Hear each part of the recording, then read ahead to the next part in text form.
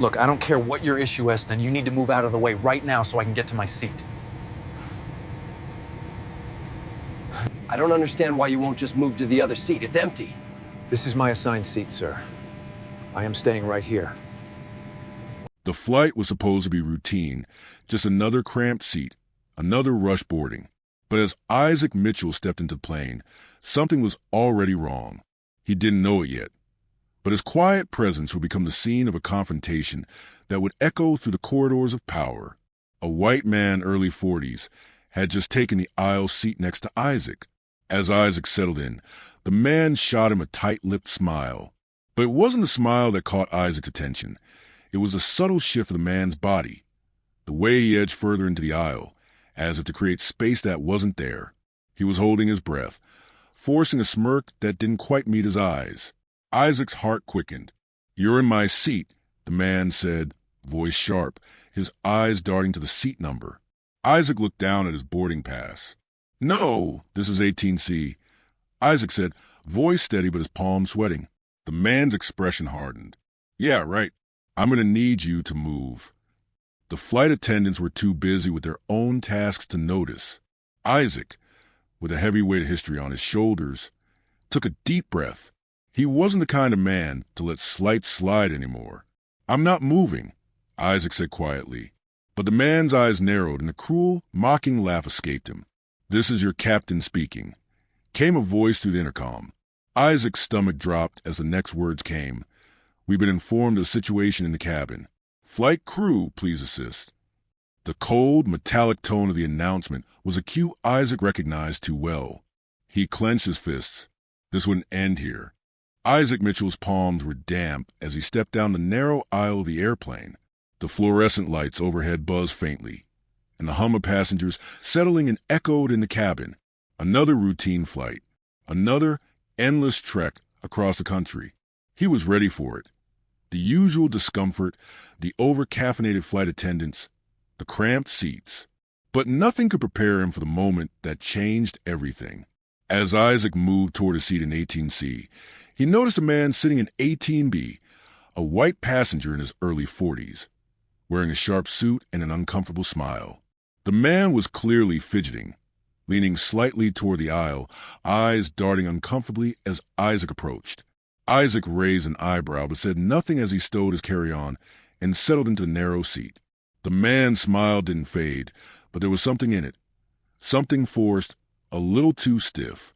His shoulders were pulled up in an almost imperceptible hunch, as though trying to avoid contact. When Isaac's knees brushed against the armrest, the man's lips tightened. Isaac didn't think much of it.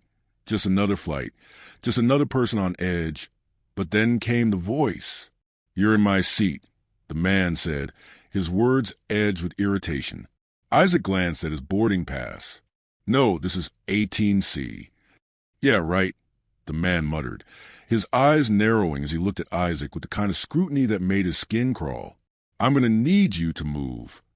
Isaac's stomach clenched, and for a moment, he almost apologized. It was a default response, the one ingrained in him to avoid conflict. But something in the man's tone, the way his jaw clenched in that familiar, judgmental way, it made Isaac's chest tighten. "No," Isaac said quietly, his voice calm, but with a sharp edge that surprised even him. The man's eyes flickered with disbelief, then something darker. "What do you mean, no?" he asked, voice rising just enough to draw attention. "I mean, I'm not moving," Isaac said firmly, his gaze steady. He wasn't backing down. Not this time. There was a pause, a beat of silence, thick and heavy in the air, before the man chuckled, though there was no humor in it.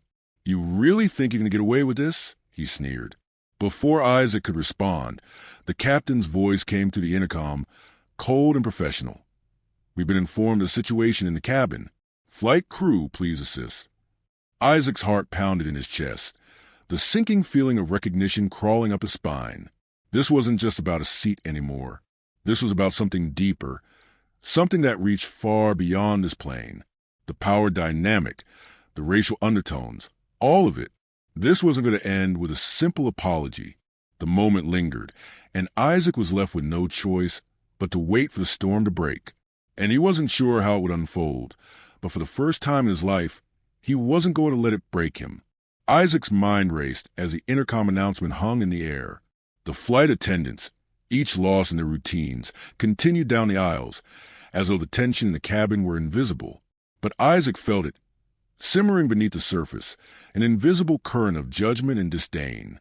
The man sitting next to him, who had now shifted his weight uncomfortably in his seat, let out a barely audible sigh of exasperation. Isaac refused to let the man's behavior shake him. He wasn't here for this. He wasn't here to be anyone's punching bag.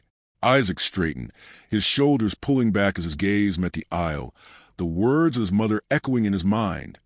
Never shrink. Never shrink. He wasn't about to let this escalate any further, not if he could help it. As the plane began to taxi down the runway, the hum of the engines filled the cabin, but it didn't drown out the whispers. A woman a few rows behind him leaned forward, casting glances at Isaac as though he were the one causing disturbance. "Excuse me," she said, raising her voice just loud enough for him to hear. "But maybe you should just move so we can all have a peaceful flight."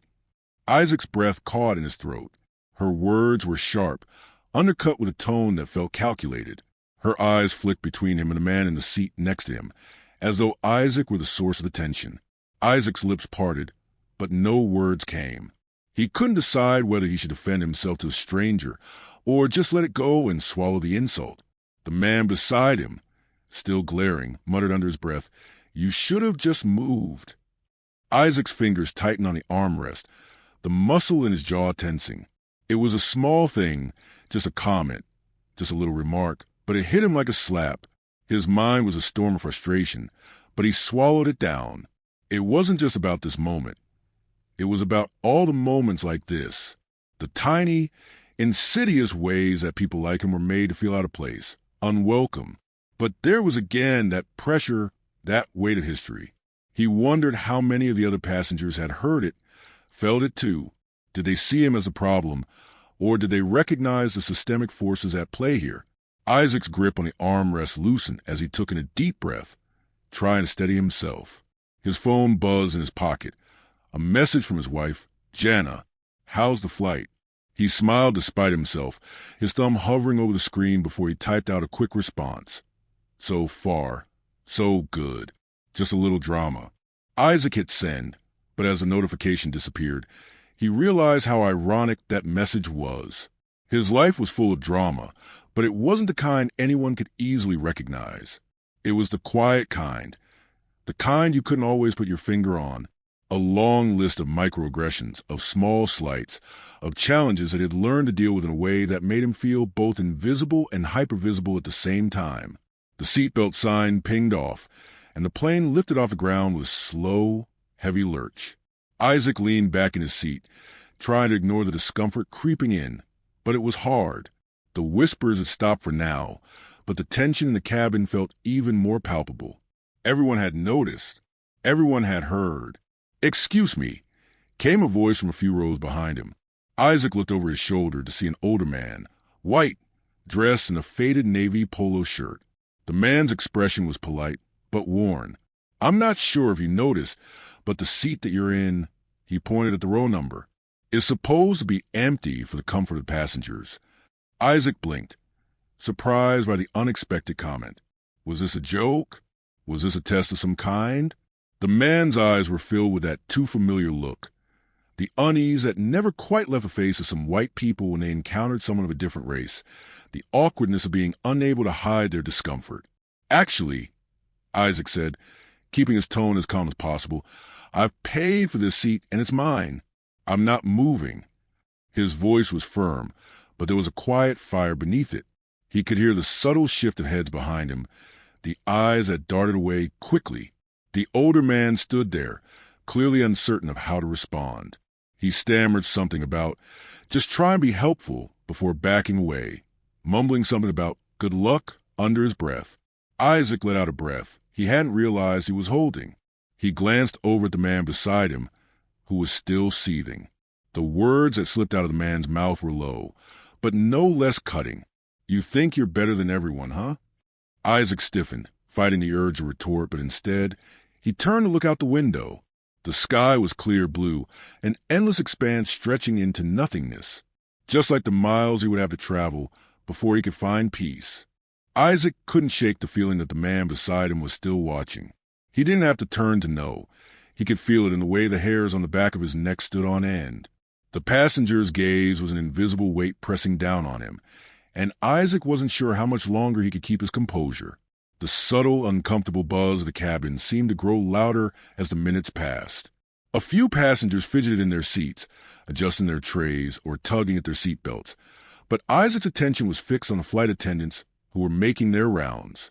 When one of the attendants, a young woman with bright blonde hair, stopped to ask if Isaac needed anything, he seized the opportunity.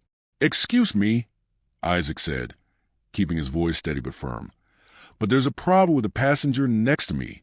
He's refusing to acknowledge my seat assignment, and it's becoming uncomfortable." The attendant's eyes flickered toward the man beside Isaac for a brief moment before she pasted on a professional smile. "I'm sure it's just a misunderstanding," she said, almost dismissively, her tone high-pitched in a way that didn't quite feel reassuring.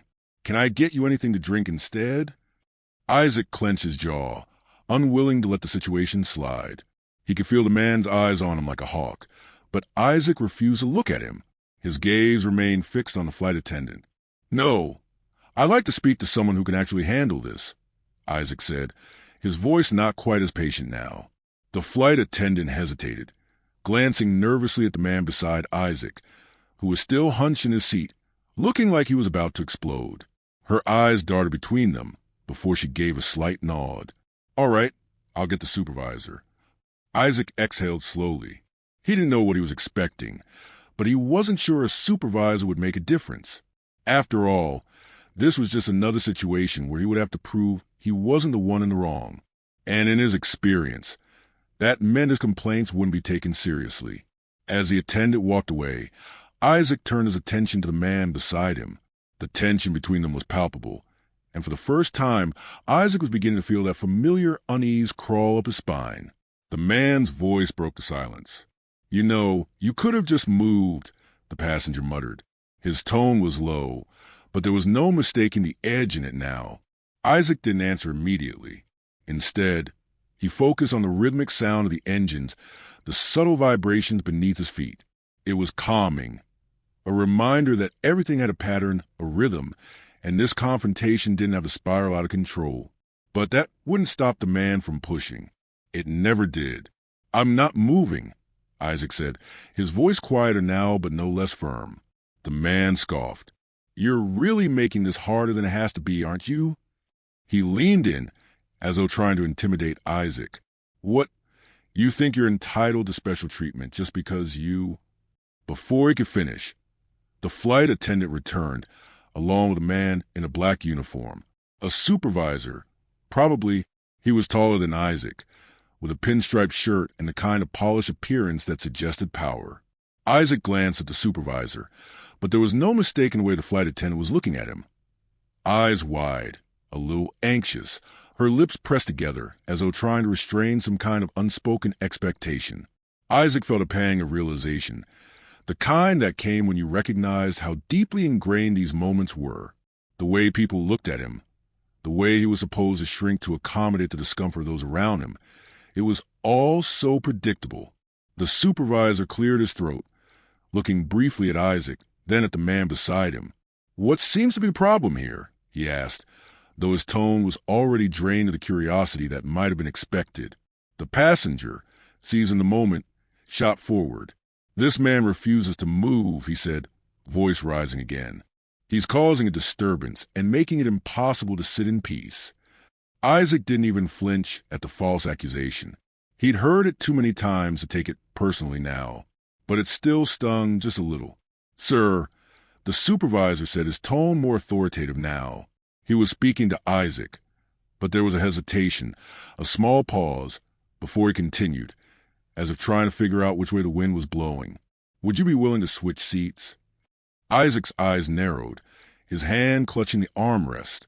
"No," he said, the word a clear line drawn in the sand. "This is my seat. I paid for it, and I'm not moving." The supervisor looked at the flight attendant, who stood by silently, her eyes darting to the other passengers, her nervousness barely concealed. "You see, it's just a misunderstanding," the supervisor said, attempting to soften his voice, though the condescension was still there. "We want to make sure you're comfortable. Let's just find you another seat, and this can all be sorted out." Isaac could feel the walls closing in on him. The words felt rehearsed, the responses scripted. This wasn't about comfort.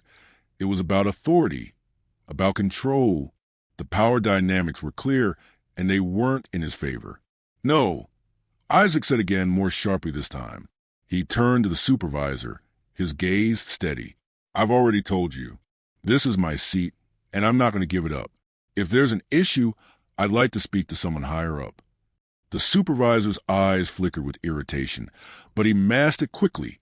He looked at the man beside Isaac, who was seething but still silent.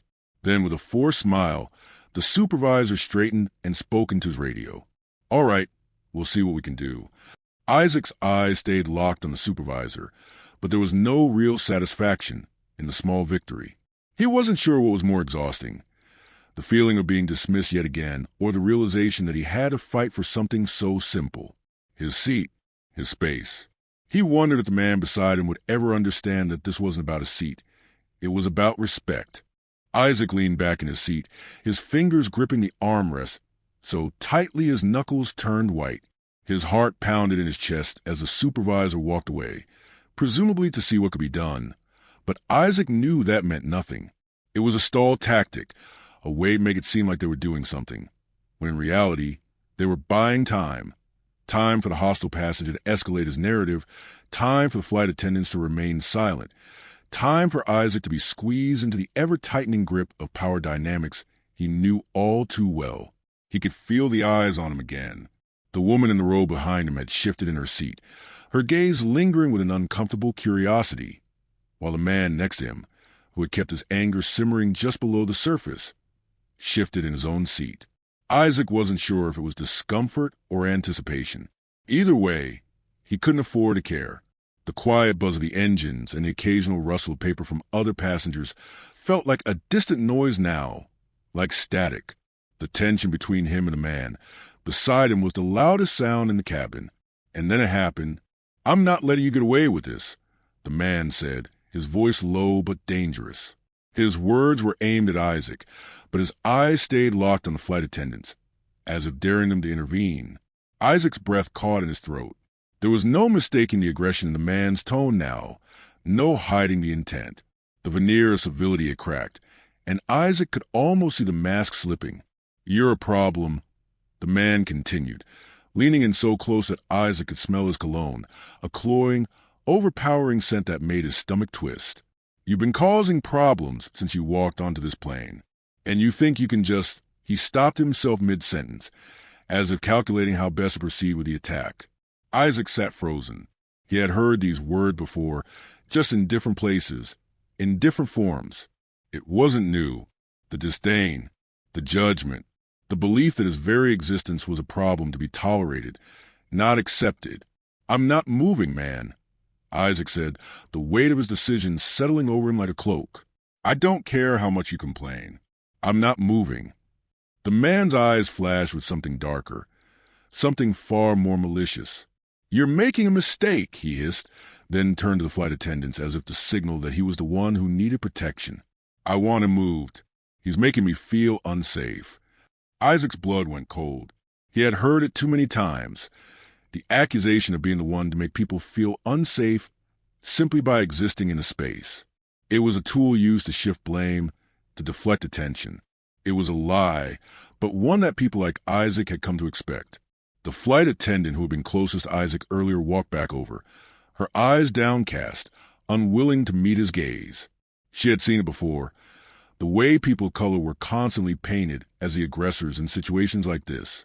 And she had done nothing. She hadn't said anything. She had played her part in making Isaac feel small. "I'm sorry, sir," she said to Isaac, her voice apologetic but distant. "But we have to follow protocol. You'll need to move." Isaac blinked. The words hit him like a punch. He had expected it, but hearing them out loud was a different thing entirely. The man beside him, the one who had caused all this trouble, sat back in his seat with an expression of smug satisfaction. He had won. Isaac's chest tightened, but he refused to give in. He had made up his mind. He wasn't going anywhere. "I'm not moving," Isaac repeated, his voice lower now, carrying a weight of finality. The flight attendant hesitated, her hand hovering over the radio, but there was no real hesitation in her eyes. She had already decided. Isaac wasn't the person who needed protecting here. The man beside Isaac leaned over, his voice growing more insistent. "Look, you don't have a choice. Do you really want to be arrested? Is that really what you want?" His voice was dripping with condescension, and Isaac could almost feel the contempt radiating off him. The flight attendant's hand hovered, uncertain, caught in the middle of a system that didn't really care about the discomfort or distress of passengers like Isaac. Isaac could feel his pulse in his ears now, his mind racing. The flight attendants weren't going to intervene. No one else on the plane was stepping in. He had no choice but to stand his ground. "I'm not going anywhere," Isaac repeated, this time his voice colder, harder. Another voice, this time the flight supervisor, cut through the tension. "I'm going to need you to calm down, sir," the supervisor said, his tone flat but commanding. "You're causing a disturbance. We don't need to escalate this further." Isaac clenched his jaw, his hand gripping the armrest again, knuckles turning white. He wasn't sure if he was shaking with anger or exhaustion. Probably both. "I'm not going to let you treat me like this," Isaac said, the words coming out more firmly now, as though some part of him was pushing back against the years of silent compliance, the years of swallowing indignities. "You don't get to treat me like this. I'm a paying customer." The man beside him snorted. "A paying customer? You're not a customer. You're just a problem." Isaac could feel the eyes on him again. The other passengers, the silent witnesses to this exchange, watching as the power dynamics shifted and played out. He could see them all. The uncomfortable glances, the tight-lipped expressions, the way people looked away when they should have been looking at the truth. This was it. Isaac realized, with sickening clarity, that he wasn't going to get justice here. He wasn't going to get fairness. All he could do was resist, stand tall, even as the world tried to knock him down. And so he did. He held his ground, even as the tension in the cabin grew tighter. He wasn't sure how this would end, but he knew he couldn't back down. "I'm not moving," Isaac said one last time, his voice quieter now but unyielding. "You can call the police. You can call whoever you want. But I'm not moving." The passenger next to him clenched his fists. The flight attendants glanced at each other, but neither spoke. Isaac's heart raced as the standoff continued, but he was ready. He would not be the one to back down. The standoff seemed to stretch into eternity, the kind of moment that clung to the air and refused to let go. Isaac sat motionless, his mind a storm of emotions, rage, exhaustion, a strange, almost sickening calm. The man beside him, now visibly trembling with barely controlled fury, was no longer trying to hide his contempt. His lips were pressed into a thin line, his fingers tapping impatiently against the armrest. Isaac wasn't going anywhere. His heart beat louder with each passing second, but he wouldn't be forced out. Not again. The flight attendant, the same one who had already failed to stand up for him, stood there with her hand still poised over the radio, her eyes flicking between him and the supervisor. She was silent, not neutral, but passive, her unwillingness to act more condemning than any words could be. A coldness settled over Isaac. He felt alone, more alone than he ever had in his life, and that was saying something. He had lived through microaggressions, had faced racism in the boardroom, the street, and the courtroom. But this was different. This was personal. This was an institution telling him, in no uncertain terms, that his discomfort, his dignity, didn't matter, that he didn't matter. And yet, Isaac didn't break. He couldn't. Not now. The flight attendants moved in slow motion as they exchanged quiet words, their backs turned to him, as though his presence was an inconvenience they had to manage. The supervisor spoke to the man beside him in a tone that was calm, measured, like he was trying to soothe a child. "Sir, please take a deep breath," the supervisor said, his voice dripping with insincerity. "We don't need to escalate this further." Isaac could feel the unease in the supervisor's voice. It wasn't genuine concern for the passenger, but rather a plea to calm the situation before it spiraled any further. The truth was simple. The supervisor didn't want to get involved. Isaac knew it as clearly as he knew his own name. But then something unexpected happened. From behind him, a quiet voice broke through the tension. "Excuse me," a woman said. Her voice was soft, but there was no mistaking the calm resolve in it. Isaac turned slightly in his seat, surprised to hear anyone speak up. A woman in her late 40s, with auburn hair and glasses perched on the end of her nose, leaned forward from the row behind him. She was dressed in a business suit, professional but with the weariness of a seasoned traveler. Her eyes were fixed on the flight attendants and the supervisor, her expression one of quiet determination. "Is this really what we're doing?" she asked, her gaze sharp and clear. "You're going to let a man get bullied because of where he's sitting?" Isaac blinked, caught off guard.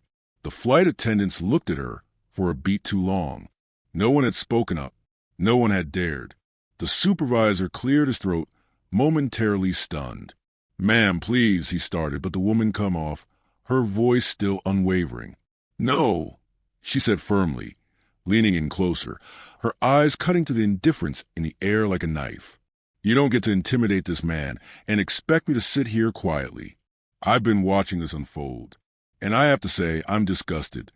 Isaac's heart skipped a beat. He had no idea who this woman was, but her words felt like an unexpected lifeline, a brief, shining moment of humanity in a place where it seemed utterly absent. "Sir," the woman addressed the supervisor directly, her eyes not leaving him. "I've seen what's happening here. This man was assigned this seat, and you're trying to make him give it up because of... What? Because of his skin color? You think that's acceptable? What kind of example are you setting?" The silence that followed was thick. No one spoke.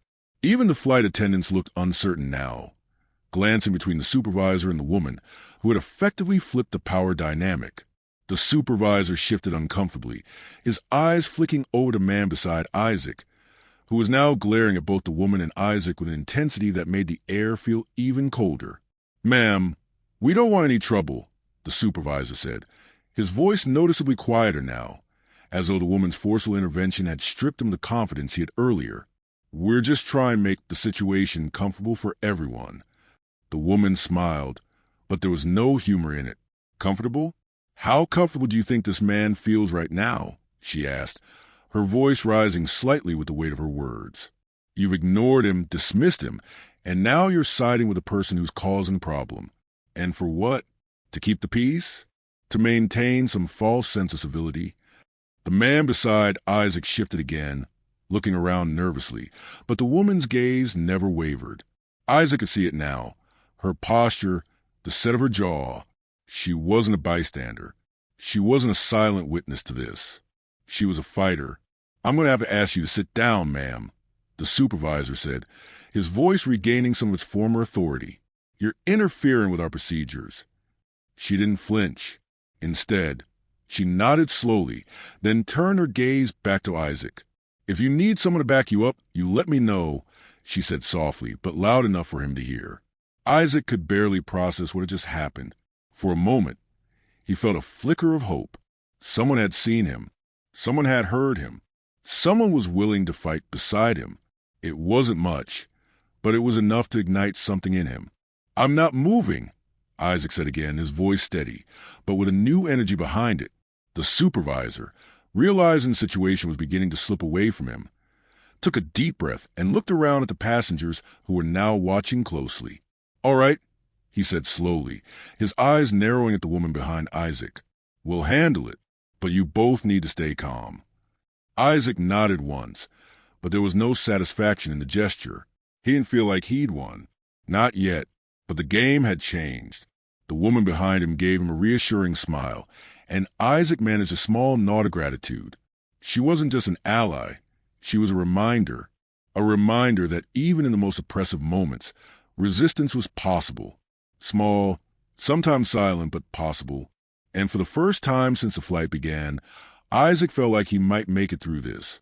Not to survive, but maybe, just maybe, find a way to push back. Isaac sat back in his seat, trying to steady the thumping of his heart. The confrontation hadn't ended. far from it. But something had shifted in the air.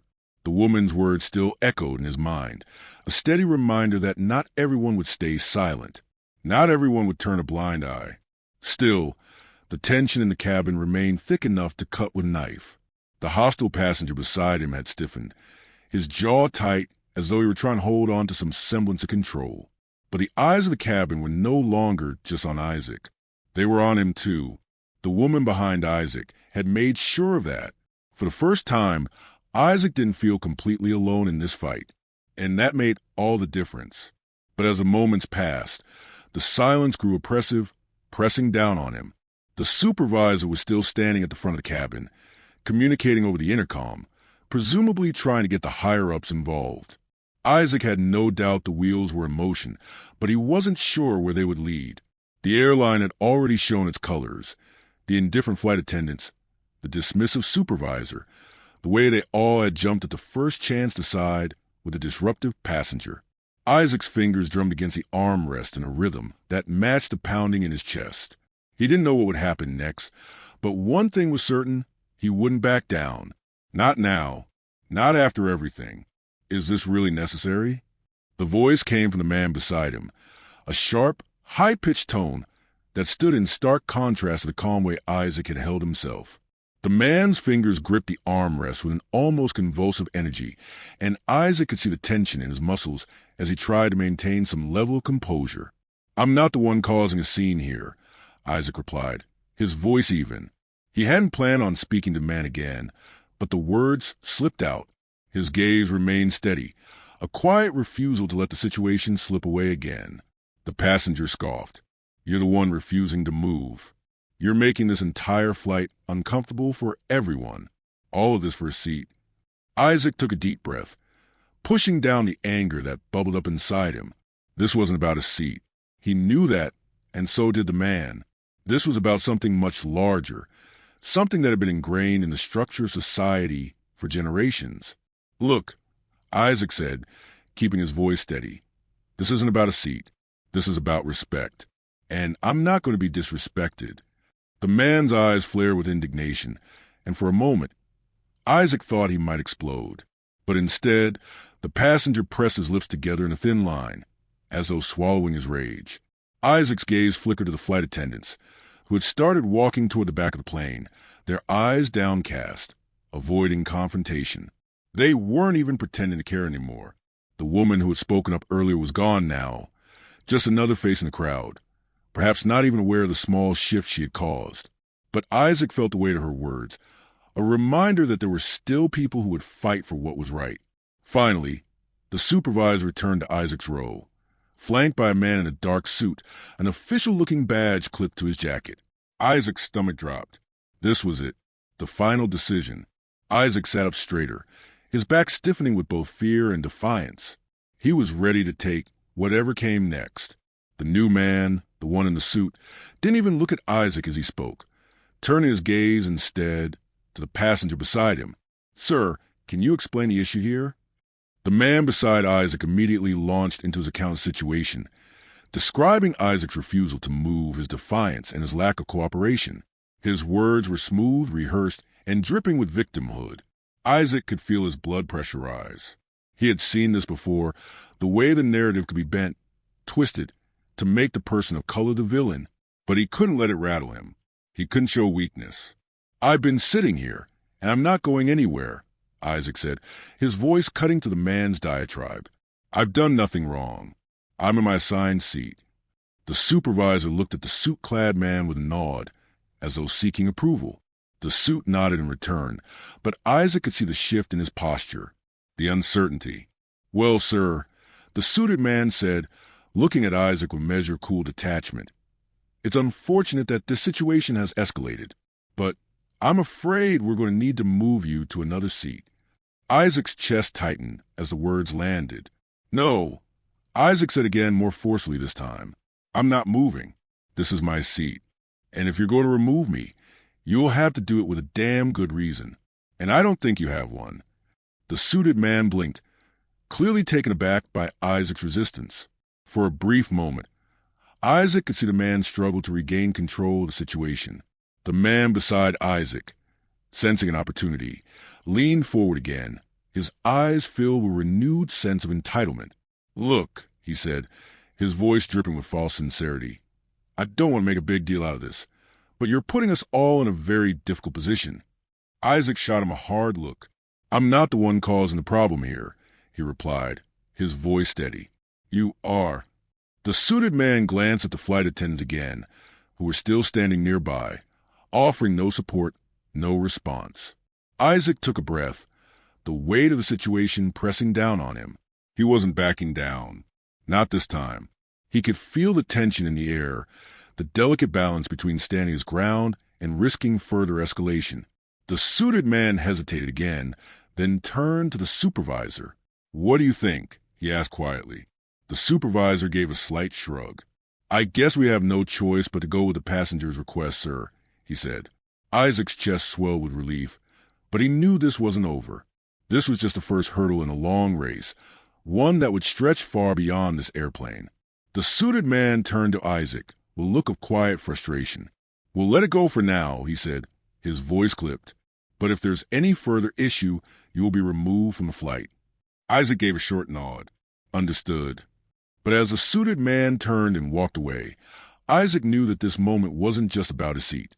It was about something much bigger, about standing up when no one else would, about refusing to be pushed around when the world expected him to take it. As the flight began its final descent, Isaac looked out the window once more, the city of Los Angeles growing ever closer. He had won this round, but the war was far from over. The remainder of the flight passed in a strange, muted silence. Isaac's thoughts churned, a swirl of emotion, frustration, and quiet triumph. He had fought back, stood his ground, but he knew this was only the beginning. The fight on the plane might be over for now, but the underlying forces of power, privilege, and systemic injustice hadn't been defeated. They were just momentarily subdued. The man beside him, while subdued, still glared at Isaac, his resentment burning through the thick silence. Isaac ignored him, knowing any further engagement would only fuel the fire. Instead, he focused on breathing, deep, steady breaths, try to calm the storm inside his chest. As the plane began its descent into Los Angeles, Isaac's mind started to wander back to his family. His wife, Jana, his daughter, Zoe. They had been a part of the reason he'd fought so hard, because it had to show them that it was possible to stand up for what was right, no matter how daunting or isolating the struggle might seem. They were his world, and he couldn't let them believe that silence was the only option. The seatbelt sign dinged, and the plane's descent grew steeper. Isaac gathered his things, laptop, briefcase, jacket, preparing himself for the moment when the flight would end and he would be forced to confront the aftermath of the ordeal. As the plane finally touched down with a sudden jolt, Isaac's heart skipped a beat. He wasn't just nervous about the landing. It was the weight of what came after. What was he going to do when he got off the plane? How would the airline handle this? Would they sweep it under the rug, like so many other injustices before this one? Or would they actually face up to what happened? Isaac's mind wandered to the potential responses. He could file a complaint, take legal action. He could even go public with the story if he chose to. But that came with risks. The emotional toll, the exposure, the long, exhausting battle of fighting against a system that didn't want to acknowledge its own flaws. As the plane taxied to the gate, Isaac's thoughts were interrupted by a voice behind him. "Excuse me," the woman from earlier spoke again, her voice calm but insistent. Isaac turned to face her, surprised to see her standing right behind him. Her business suit now wrinkled from the journey. Her glasses had slipped slightly down her nose, but her gaze was sharp as ever. She looked determined, but there was something about her that softened Isaac's frustration. "Are you okay?" she asked, her eyes sincere. Isaac blinked, unsure how to respond. He was okay, but he wasn't okay. His shoulders were tense, his jaw aching from the way he had clenched it throughout the entire ordeal. He'd never been one to get emotional in public, but he couldn't deny the exhaustion settling in. "Yeah," he said, his voice quieter than he intended. "I'm fine, just tired." She nodded, as if she understood more than words could convey. She seemed to hesitate for a moment before she continued. "I just wanted to say, I'm sorry you had to go through that. I know how that feels, having to fight for your right to exist in a space that should be safe. Isaac's heart did a strange flip. He hadn't expected sympathy, especially not from a stranger who was just another face in the crowd. But there it was, a small, simple act of recognition. "Thank you," Isaac replied, the words feeling heavier than they should. He wanted to ask her more, wanted to understand her, know her story, but the words didn't come. He was too tired, and the moment was already slipping away. Before Isaac could speak again, the woman offered a small smile and a nod. "If you decide to do something about this, if you need support, I'll be here. You're not alone." She didn't wait for him to respond before she turned and made her way down the aisle, disappearing into the flow of passengers. Isaac stood there for a moment, stunned into silence. She hadn't just been an ally in the moment. She had given him something far more valuable, the knowledge that he didn't have to face this fight alone. The wheels of the plane stopped, and the captain's voice came over the intercom, announcing that they had arrived at the gate. The doors of the plane opened with a whoosh, the flood of air and noise rushing in as passengers began to gather their things and move toward the exit. Isaac stood up, trying to shake off the heaviness that had settled in his chest. The flight might have ended, but the journey wasn't over, not by a long shot. As he made his way down the jetway toward the terminal, Isaac's mind began to churn again. He had choices. He could let this incident go, just another in a long line of microaggressions that he'd learned to accept over the years. Or he could fight, not just for himself, but for everyone who had ever been pushed aside, silenced, dismissed. His phone buzzed in his pocket, breaking his thoughts. He pulled it out and saw a text from Jana. "How's the flight? You okay?" Isaac smiled, his heart softening as he typed his response. "I'm good. I'm okay. Long story, but I'll explain later." He hit send and slipped the phone back into his pocket, his eyes scanning the busy terminal. He wasn't sure where to go from here, but he knew he had a responsibility, not just to himself, but to those who had been through this before and those who would come after him. The system wasn't going to fix itself. The silence around him wasn't going to break unless someone stepped up, and Isaac was ready to step up. Isaac stepped into the terminal, his shoes clicking against the polished floors, a sharp contrast to the muffled hum of the crowd. The air felt heavier here, not just with the weight of his own thoughts, but with the distant noise of his heart thumping, a rhythm that felt both too fast and too slow. It wasn't until he reached the baggage claim area that he felt the full weight of the situation settle in. The quiet, lingering tension from the flight was now replaced by an undercurrent of worry. What had he really accomplished? He had stood up for himself. He hadn't backed down. But would it make a difference? Would anyone care? He let out a breath, glancing around at the busy terminal. People bustled past him, engrossed in their own worlds, their lives completely detached from his struggle. He was just another passenger now, no longer the man fighting for a seat, but a person trying to make sense of everything that had just happened. As he waited for his bag to appear on the carousel, Isaac thought about the woman who had spoken up for him on the plane. The words she'd offered, so simple, yet so significant, played over and over in his mind. "You're not alone." But as the crowd around him continued to move in their own direction, Isaac couldn't shake the feeling that he was, in fact, alone. Alone in his fight. Alone in his struggle. The idea of facing a system that wasn't built for him, that wasn't built to understand him, gnawed at him in ways he couldn't quite explain. His phone buzzed again. "I can't wait to hear your side of the story. Call me when you can. Love you." It was Jana. Isaac smiled softly, though it didn't quite reach his eyes. He typed back quickly, "I'll call you soon. Just waiting on my bag." The elevator doors opened behind him, and Isaac turned his head. A few passengers from the flight exited, but none of them seemed to make eye contact with him. None of them seemed to notice the silent tension that had followed him off the plane. They didn't see the fight that had unfolded in the air. To them, he was just another black man go about his day, and maybe for a moment, that's all he wanted to be. The emotional exhaustion was starting to creep up on him. His shoulders ached, his head felt heavy, and his hands, which had been steady during the flight, now trembled slightly as he gripped the handle of his suitcase. He couldn't help it. His mind kept returning to the airline staff, the flight attendants who had failed him, The supervisor who had wanted nothing more than for the situation to go away. Their reluctance to engage, to truly confront the man who had made a scene, was a reminder of the deeper systems in place, the ways in which institutions repeatedly chose complacency over justice.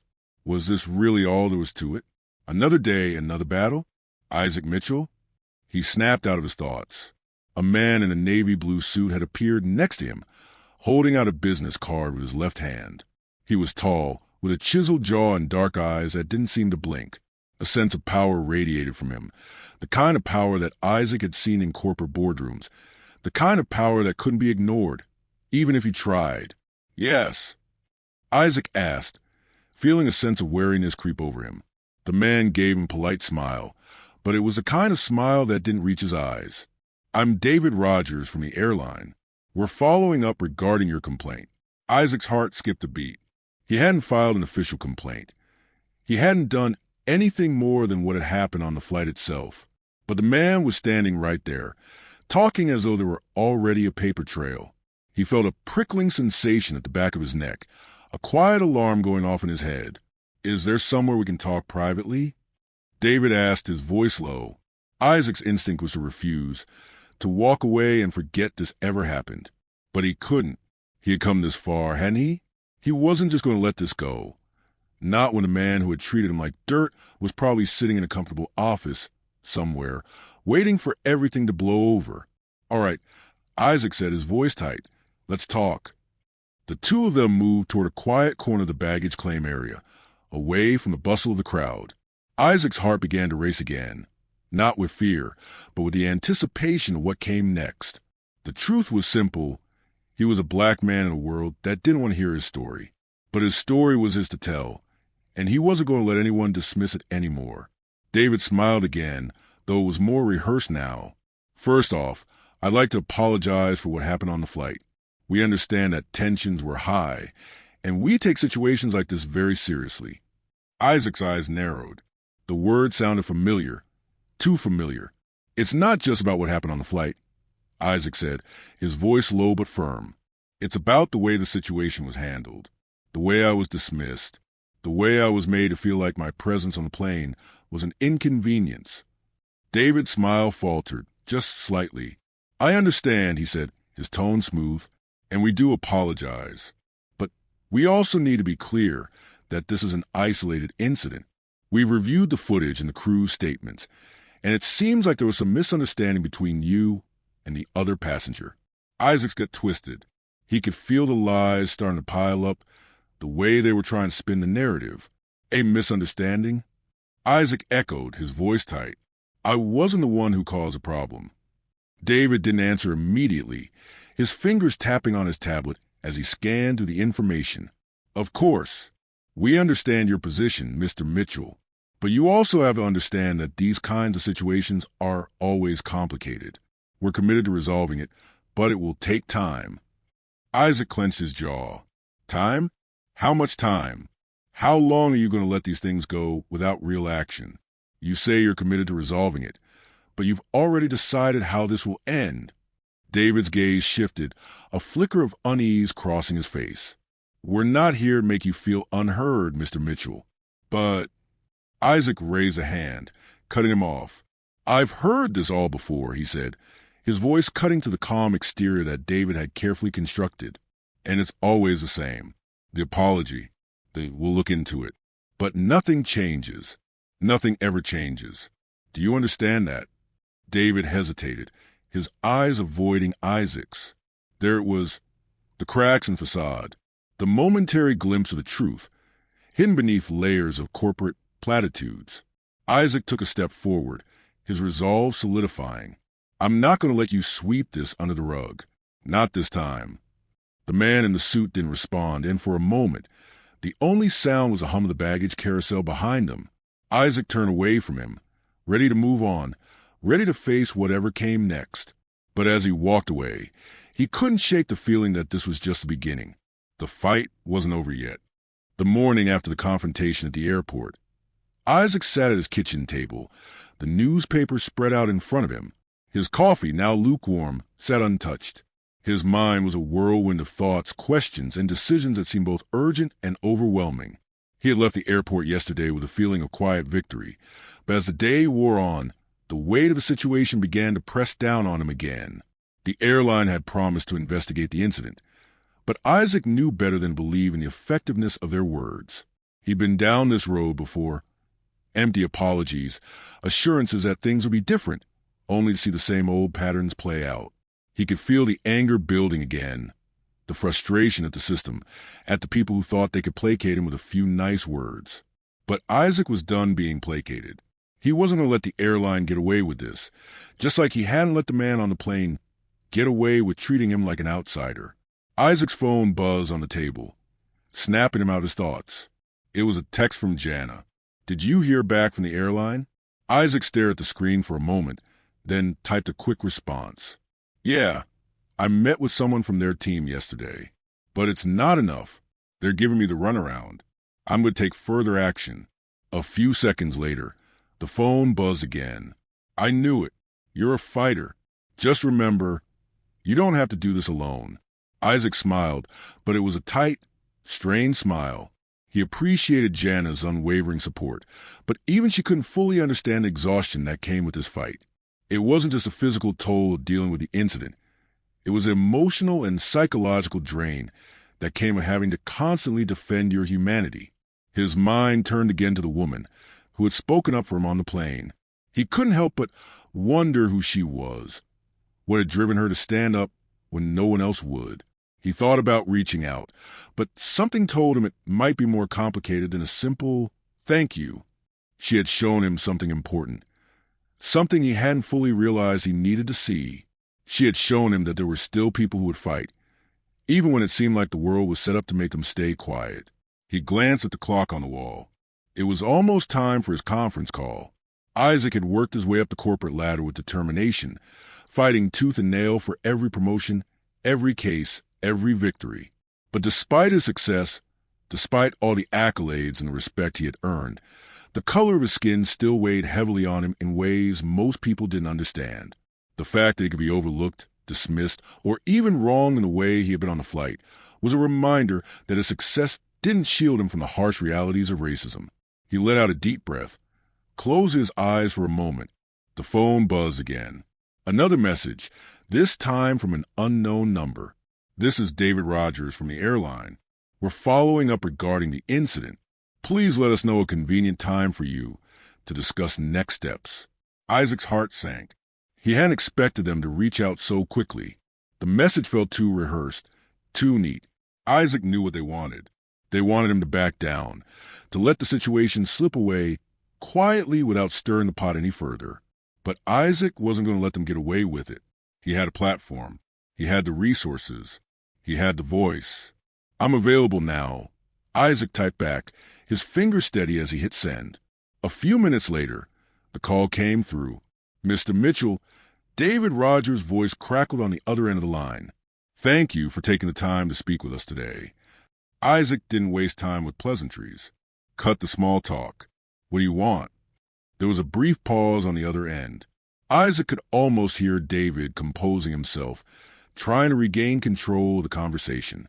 "We just want to make sure that we handle the situation appropriately," David said, his voice calm but tinged with the same rehearsed politeness that Isaac had come to expect. "We understand this has been an unfortunate incident, and we want to ensure that you feel heard. We're here to listen." Isaac leaned back in his chair, his mind racing. This wasn't about listening. It never had been. This was about placating him, about making the situation disappear without consequence. "I've already been heard," Isaac said, his voice cool. "What I need now is for you to do something about it. I need accountability. I need the situation addressed, not just swept under the rug like it's another inconvenience." There was a brief silence, and Isaac could almost see David scrambling for a response. "Of course," David said after a moment, his voice tight. "We are conducting a thorough review of the situation. We are gathering statements from the flight crew and passengers, and we're reviewing the footage from the flight. We're committed to resolving this in a way that ensures nothing like this happens again." Isaac's patience was wearing thin. "It's not just about the flight, David. It's about the way people like me are treated in this system, the way we're dismissed, ignored, or worse, blamed for things that aren't our fault. It's about the institutionalized racism that's built into everything. The way I was treated on that plane is just one example of a much larger problem. David was silent for a moment, the weight of Isaac's words clearly sinking in. "We understand your frustration, Mr. Mitchell," he said quietly, but the sincerity was absent. "We are taking this seriously. You will be updated on the progress." Isaac knew what that meant. More waiting, more empty promises, more delays. "I'm not interested in being updated," Isaac said. "I'm interested in action. If you're serious about this, then I want to see real consequences. I want to see the airline hold its employees accountable, not just make a few phone calls and call it a day." David sighed, the sound barely audible. "I assure you, Mr. Mitchell, that we are doing everything we can to address this situation." Isaac's mind was already racing ahead, thinking of his next steps. He was done waiting, done hoping things would change on their own. It was time to make noise. Time to turn this moment into something that couldn't be ignored. "I'll be in touch," Isaac said, his voice final. Before David could respond, Isaac ended the call. He sat there in the quiet of his apartment, the weight of the conversation settling over him. He wasn't done. This was just the beginning. Isaac had made a decision. He was going to fight for change, not just for himself, but for everyone who had ever been overlooked, dismissed, or wronged. The fight would be long. It would be hard, but Isaac was ready to take flight in every sense of the word. Isaac's phone buzzed in his pocket again, and for a moment, he almost didn't want to look, but he knew better. He'd been expecting this. The airline had dragged its feet long enough. It was time for something to happen, something real. He pulled the phone out and saw a message from an unfamiliar number. "Mr. Mitchell, this is David Rogers again from the airline. We have completed our internal review of the incident and would like to offer a formal apology. We are also taking immediate steps to address the behavior of the staff involved. We would like to set up a meeting to discuss our findings and how we intend to proceed. Please let us know your availability." Isaac read the message twice, his eyes narrowing as he processed the words. Immediate steps didn't mean much, not without action. The apology, while appreciated, was the kind of thing people said when they wanted to move on, without really changing anything. But something about the way they phrased it felt different. This wasn't just a generic corporate response. There was a thread of urgency in their words. He sat back in his chair, staring at the screen, feeling a rush of conflicting emotions. Part of him wanted to say no, to ignore their attempts to make things right with a few words and promises. But another part of him, one that had grown tired of being pushed around, knew this was a moment to make his next move. Isaac didn't hesitate.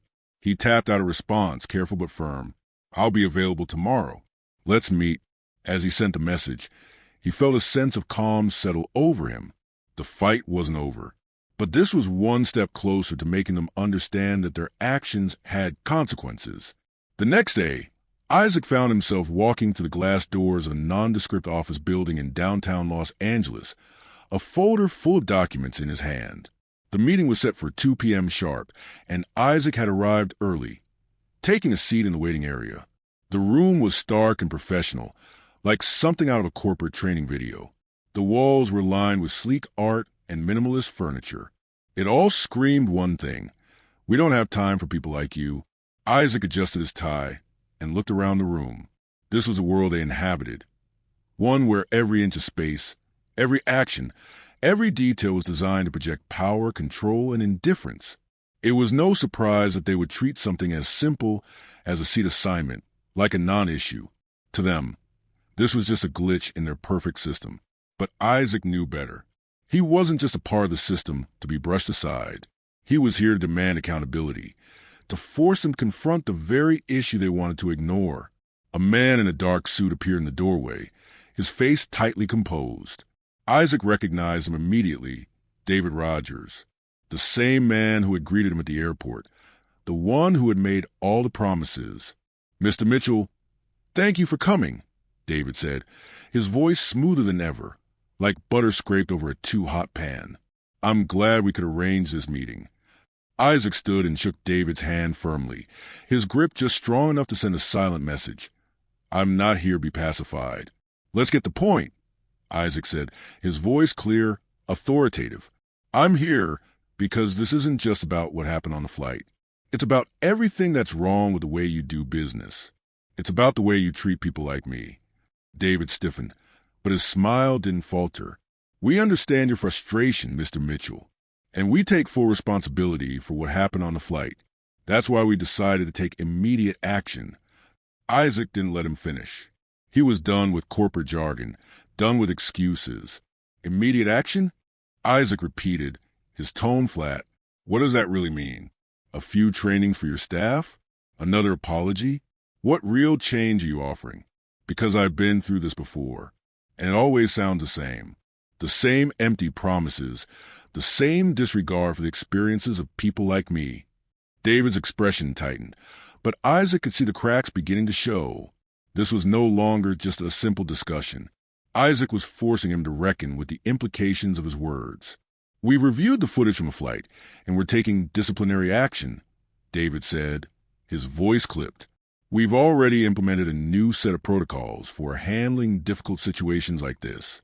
We're committed to making sure something like this doesn't happen again. Isaac leaned forward, his gaze unwavering. Disciplinary action? He scoffed. You're telling me that a few people are going to be reprimanded, maybe even fired, and that's supposed to solve the problem? That's not enough. What about the system that allowed this to happen in the first place? What about the way you systematically silence people who speak out? This isn't just about individual bad actors. It's about the culture you created.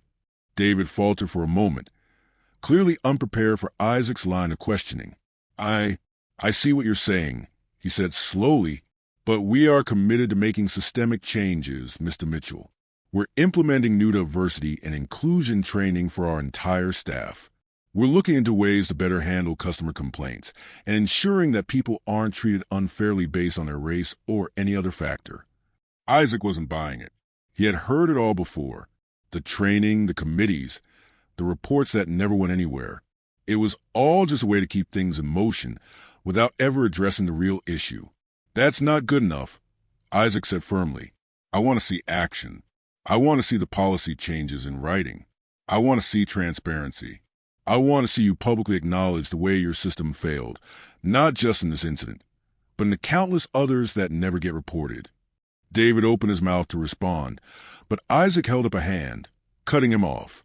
You want to make this right? Then show me. Don't tell me. Don't give me more corporate speak and assurances that mean nothing. Show me that you're willing to do the hard work, because that's the only thing that will make any difference here.